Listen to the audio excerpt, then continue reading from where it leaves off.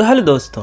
तो आज के इस वीडियो में मैं द रेड शूज नाम की एक साउथ कोरियन हॉरर मूवी को एक्सप्लेन करने वाला हूँ। ये मूवी 2005 में रिलीज हुई थी और इसकी स्टोरी काफ़ी यूनिक है। तो चलिए अब ज़्यादा वक्त ना गवाते हुए इस मूवी के एक्सप्लेनेशन को स्टार्ट करते हैं।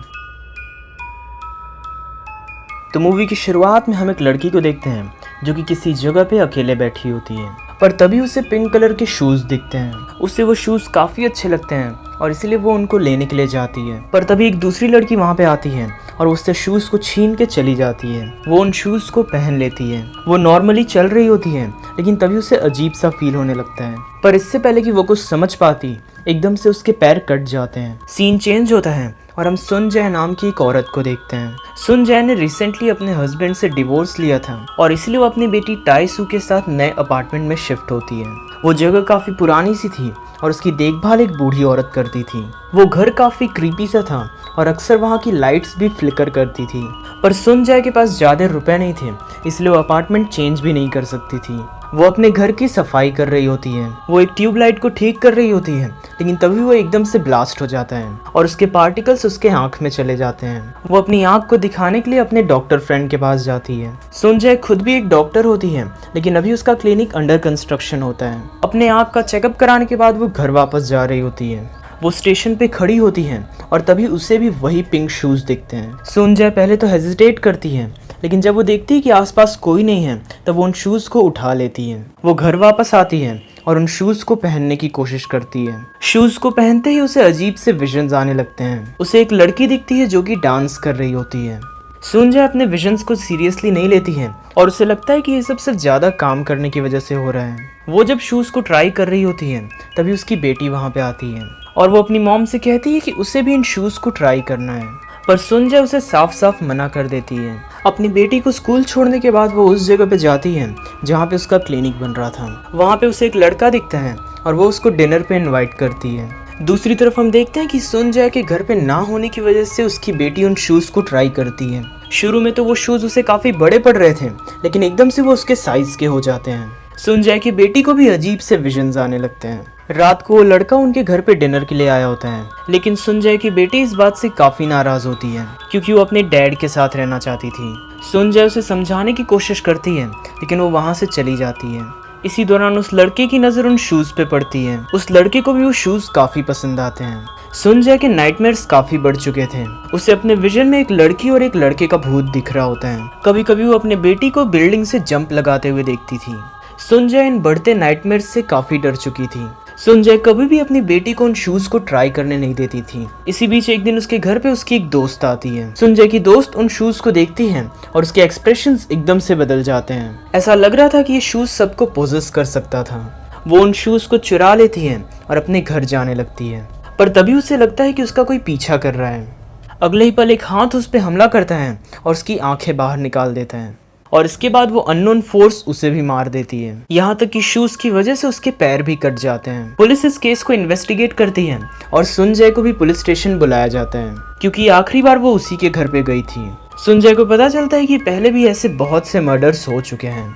उसे कुछ भी समझ नहीं आता है और वो घर वापस आ जाती है। वो अपनी बेटी के पास जाती है और देखती है कि उसके पास वही पिंक शूज़ होते हैं। वो उन शूज़ से पीछा छुड़ाने की कोशिश करती है और उन्हें डस्टबिन में फेंक देती है, लेकिन जब वो घर में वापस आती है तो देखती है कि उसकी बेटी ने वही शूज़ पहने होते हैं। वो ये देख के बुरी तरह डर जाती है और अगले ही पल उसकी बेटी के पैर से खून आने लगता है। सुन जय सदमे की वजह से बेहोश हो जाती है। उसकी जब आँख खुलती है तब वो हॉस्पिटल में होती है और वहाँ पे उसकी बेटी भी होती है और उसने अपने हाथ में वही पिंक शूज़ पकड़ रखे होते हैं। सुन जय का दोस्त भी वहाँ पे होता है और वो उसे शांत करता है। सुन जय उस लड़के की हेल्प से उन शूज़ के बारे में पता लगाने की कोशिश करती है।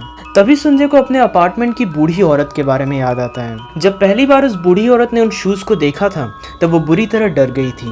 वो दोनों उस बूढ़ी औरत के पास जाते हैं और उससे सच पूछते हैं। वो बूढ़ी औरत उन्हें सारे सच बताने शुरू करती है। वो बताती है कि आज से कई साल पहले वो ओकी नाम की एक लड़की के घर पे काम करती थी। ओकी एक डांसर थी और वो काइको नाम की एक लड़की से बहुत नफरत करती थी। काइको खुद भी एक डांसर थी और उसका एक दोस्त था जो उसे काफी पसंद करता था। एक दिन उसका दोस्त काइको को पिंक शूज गिफ्ट करता है और ये देख के ओकी काफी गुस्सा होती है। वो उन पिंक शूज को अपने लिए चाहती थी। एक रात काइको ने अपने फ्रेंड को ओकी के साथ चीट करते हुए देख लिया था और ये देख के काइको काफी दुखी हो गई थी। उसका दोस्त अपनी गलती मानता है और वो काइको को मनाने के लिए जाता है। ये देख के ओकी और भी ज़्यादा गुस्सा हो जाती है। गुस्से में आके वो काइको को मार डालती है और उसके दोनों पैर को काट देती है। काइको को मारने के बाद वो उसके शूज को लेके काफी खुश होती है। आगे इसमें काइको का दोस्त भी ओकी का साथ देता है और ये सब कुछ उस बूढ़ी औरत ने दूर से देखा होता है। सीन चेंज होता है और काइको का दोस्त और ओकी शादी कर रहे होते हैं और अपने शादी के दौरान उसने वही पिंक शूज पहन रखे थे।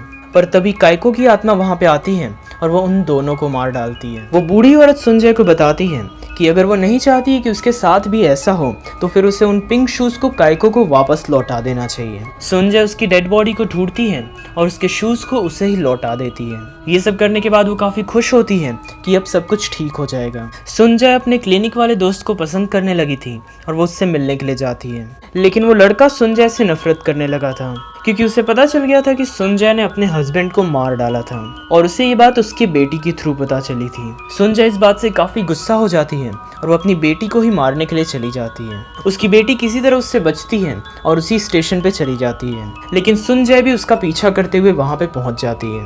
पर इससे पहले कि वो अपनी बेटी को मारती है, उसे होश आता है और उसे रियलाइज होता है कि वो क्या करने जा रही थी।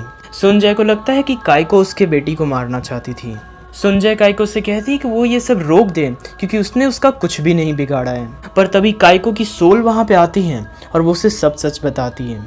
वो सुंजय से कहती है कि वो और कोई नहीं बल्कि ओकी का ही पुनर्जन्म है और इसी कारण से वो बूढ़ी औरत भी सुंजय से डरा करती थी। सुंजय की बॉडी में और कोई नहीं बल्कि ओकी ही थी जो ये सारे मर्डर्स कर रही थी। मूवी के एंडिंग सीन में हम सुंजय की बेटी को डांस करते हुए देखते हैं और मूवी यहीं पे खत्म हो जाती है। तो हो सकता है कि आपको इस मूवी से रिलेटेड कोई डाउट्स हो, लेकिन आप चिंता मत कीजिए क्योंकि मैं उन्हें अभी क्लियर कर दूंगा। असल में इन सारे मर्डर्स को करने वाली काइको नहीं बल्कि ओकी थी। ओकी एक रिवेंजफुल स्पिरिट में बदल गई थी और उसने सुंजय के रूप में पुनर्जन्म लिया। तो ये था आज का एक्सप्लेनेशन। उम्मीद करता हूँ कि आपको ये वीडियो पसंद आया होगा। जाते जाते वीडियो को लाइक कीजिएगा और हो सके तो चैनल को सब्सक्राइब। तो चलिए मैं आपसे मिलूंगा अगले वीडियो में, तब तक के लिए गुड बाय।